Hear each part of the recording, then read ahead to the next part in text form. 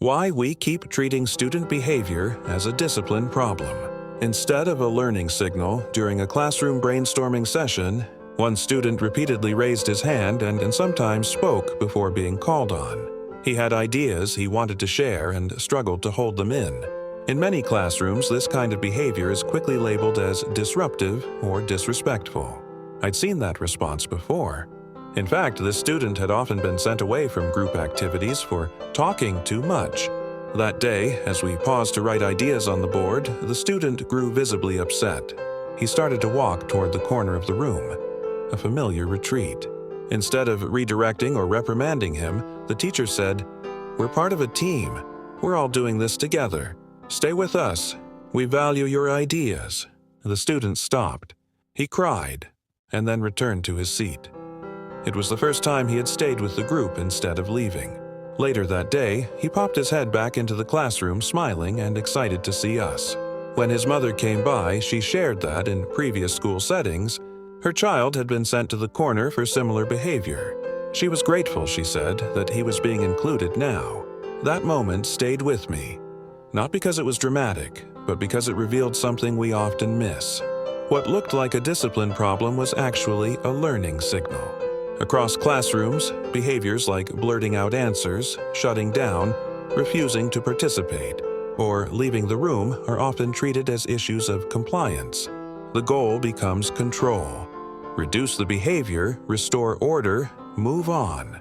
But behavior is rarely random. Especially for children, behavior is one of the primary ways students communicate how they are experiencing their learning environment. From a developmental and neurological perspective, behaviors that disrupt classrooms often emerge under conditions of stress, cognitive overload, emotional dysregulation, or unmet needs. When students feel overwhelmed, unsafe, unseen, or unsure of expectations, their brains prioritize survival over learning. In those moments, behavior is not a choice in the way we often imagine it to be. It is a signal that something in the environment isn't working for that learner. Yet, schools are structured in ways that make it difficult to respond to behavior as information. Teachers are tasked with managing classrooms, meeting academic standards, and supporting a growing range of student needs, often without adequate training in child development, mental health, or neuroscience. When behavior interrupts instruction, discipline becomes the default tool not because educators are punitive, but because they are under-supported. This framing carries consequences for both students and teachers. For students, repeated disciplinary responses can reinforce feelings of exclusion, shame, or inadequacy.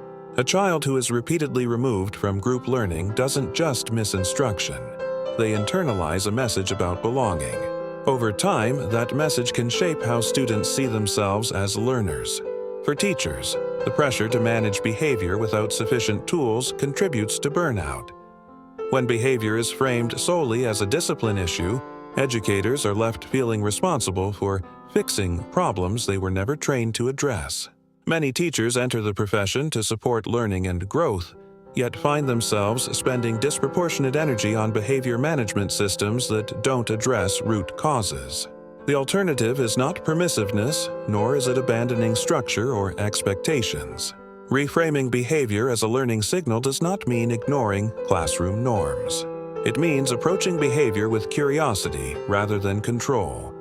It asks educators to consider questions like, what might this student be communicating? What demands are being placed on them right now? What supports are missing? In the classroom where the student returned to his seat, nothing about the academic task changed. What shifted was the response. The teacher recognized the behavior not as defiance, but as difficulty. That small change, naming belonging, valuing contribution, altered the student's trajectory for the day. He stayed engaged. He returned willingly. He felt seen. These moments matter because they are cumulative. Students learn not only content in school, but also how learning feels. When classrooms respond to behavior with exclusion, students learn that struggle leads to separation. When classrooms respond with inclusion and clarity, students learn that difficulty is part of learning, not a reason to be removed from it. Educators cannot do this work alone. Treating behavior as a learning signal requires systems that support teachers with training, time, and realistic expectations. It requires acknowledging that today's classrooms include students navigating unprecedented levels of stress, stimulation, and pressure, both inside and outside of school.